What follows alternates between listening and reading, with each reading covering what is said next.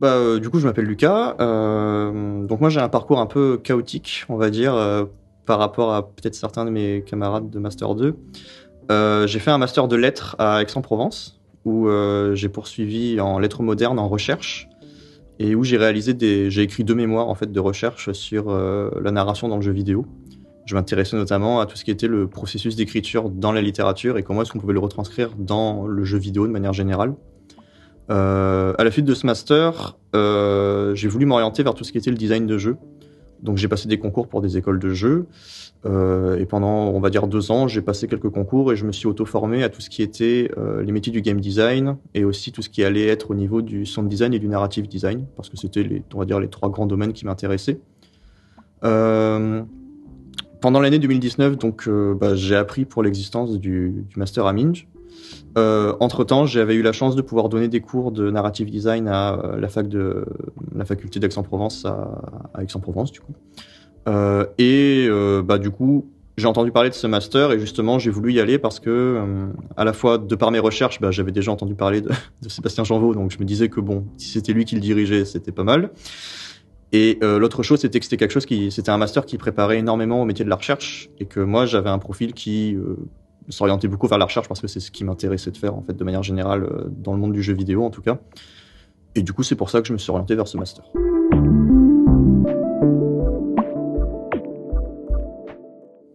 Du coup, je fais mon stage au CERFAV, donc le Centre européen de recherche et de formation aux arts verriers.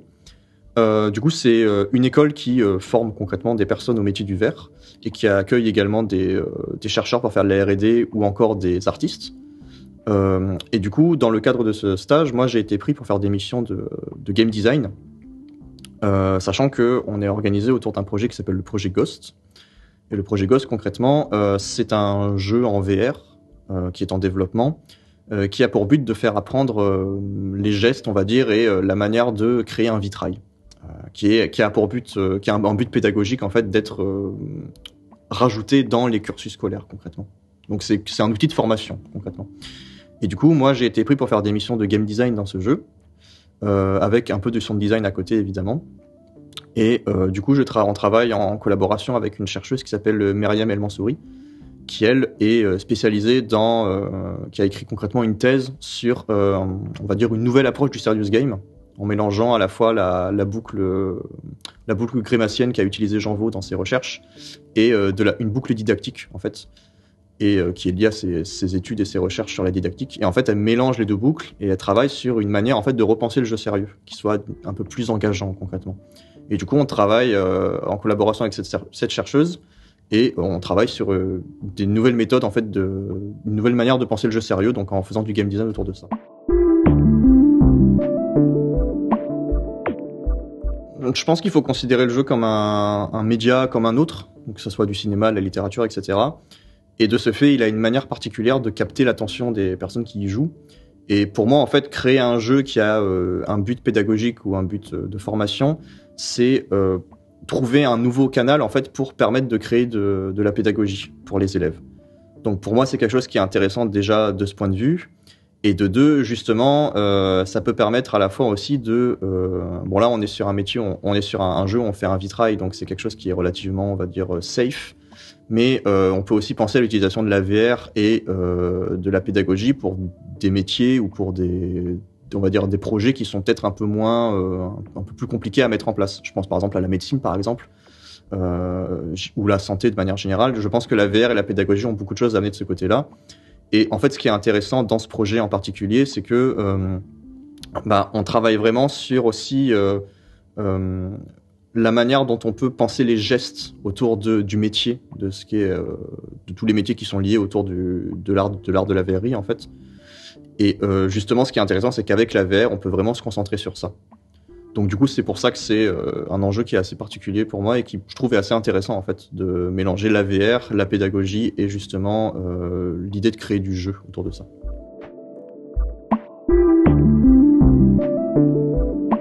Alors, pour l'instant, on est essentiellement en train de faire de la documentation et de parfaire en fait tout ce qui est autour du game design doc. Et justement, on va arriver avec un cahier des charges qu'on va donner à un programmeur. Et une fois qu'on aura le premier prototype, on va pouvoir commencer à faire des boucles itératives de développement de jeu. Donc on va attendre. Okay. On attend le proto.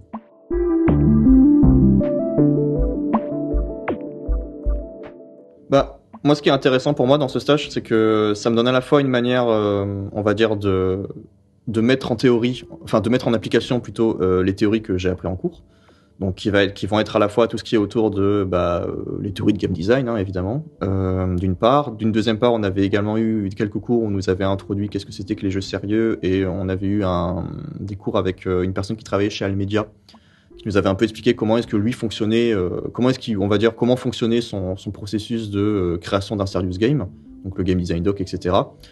Donc ça me permet d'une part de mettre en application des choses que j'ai appris en classe et qui du coup s'avèrent utiles pour réaliser les missions qu'on m'a confiées, de 1. Et de 2, ça me permet en plus de mettre en avant tout ce qui va être autour de l'innovation. Donc parce qu'à la fois on est en train de travailler sur un projet de jeu qui est assez ambitieux, parce que c'est un serious game en VR, bon c'est pas relativement ambitieux non plus, mais c'est quand même dans un cadre particulier parce qu'on travaille sur du patrimoine immatériel, hein, la restitution des gestes, etc. Et de 2, on travaille aussi sur une autre manière de penser le serious game. Donc en fait, pour moi, c'est un intérêt qui est à la fois de recherche appliquée presque, parce que je travaille sur une méthode que je connais pas, que je dois appliquer, et je travaille justement en collaboration avec la chercheuse qui a développé cette méthode. Donc c'est vachement intéressant. Et d'une deuxième part, ça me permet aussi de me rendre compte que finalement, tout ce que j'ai appris en cours, entre guillemets, c'est quand même quelque chose de très utile justement pour répondre à ces missions et pour penser le jeu de manière générale sans tomber dans des écueils assez classiques.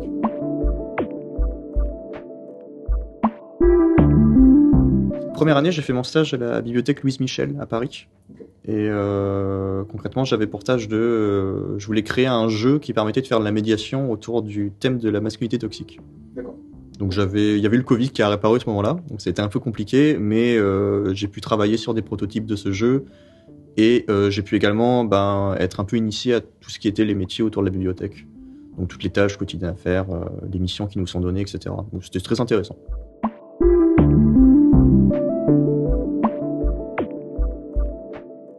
Du coup là, étant donné le confinement, je travaille en télétravail du coup de chez moi. Comment ça se passe ? On a 2 réunions par semaine. Donc on va avoir une réunion le vendredi qui va nous permettre de faire le point sur les réalisations de la semaine, et qui va nous permettre également de programmer, on va dire, répartir quelles sont les tâches à faire pour la semaine suivante. Et on a une réunion de mi-semaine qui permet en fait de checker un peu où est-ce qu'on en est de nos tâches, est-ce qu'on rencontre des difficultés, etc. Mis à part ça, on a une communication qui est quotidienne sur un Discord qui a été mis en place par le chef de projet, donc David Arnaud. Et en fait, on parle régulièrement, on parle tous les jours, et on explique sur quoi on est en train de travailler. Donc moi, ça m'arrive de dire, je suis en train de travailler sur ça aujourd'hui. Par exemple, je travaille sur un tableur pour certains éléments du jeu. Je le mets en ligne sur un drive, et éventuellement, des fois, on s'appelle 10-15 minutes pour parler, régler des soucis dessus, avoir moi peut-être plus d'informations sur certains éléments du jeu que je n'ai pas forcément en tête, etc.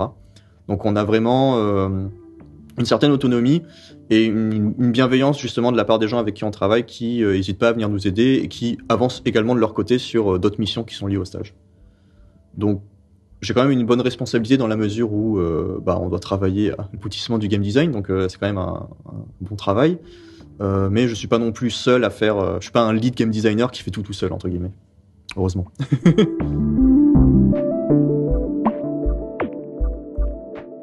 Ce qui m'intéresse beaucoup dans la plupart ce qui m'intéresse beaucoup et ce qui est relativement commun à la plupart des jeux, c'est que dans tous les cas, dans un jeu, quand on nous apprend des mécaniques, il faut forcément qu'on nous les apprenne d'une certaine manière.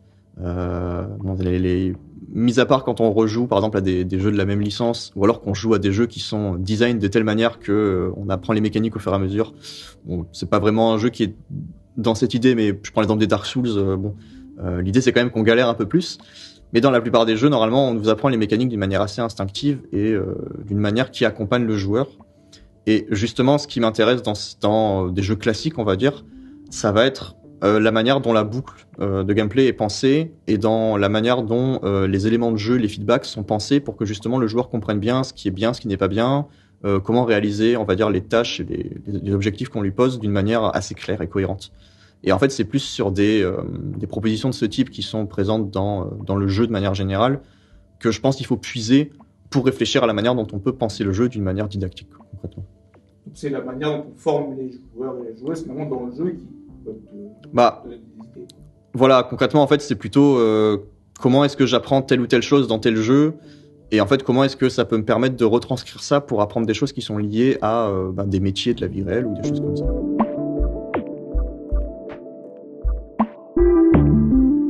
Bah, moi, je suis énormément intéressé par la recherche. Donc actuellement, je suis en train de voir pour faire de la recherche. Donc ça se passe notamment pour un projet de thèse. Après, si je peux pas évoluer dans le monde de la recherche, je suis très intéressé par tout ce qui touche à la médiation ludique, que ça soit par justement la réalisation de jeux, on va dire jeux sérieux, ou par tout ce qui concerne des missions de médiation et de présentation des jeux et de leur utilisation dans des associations ou dans des communautés. Du coup, moi, je préfère m'orienter là-dessus, mais ce qui m'intéresse le plus, c'est juste de faire de la recherche.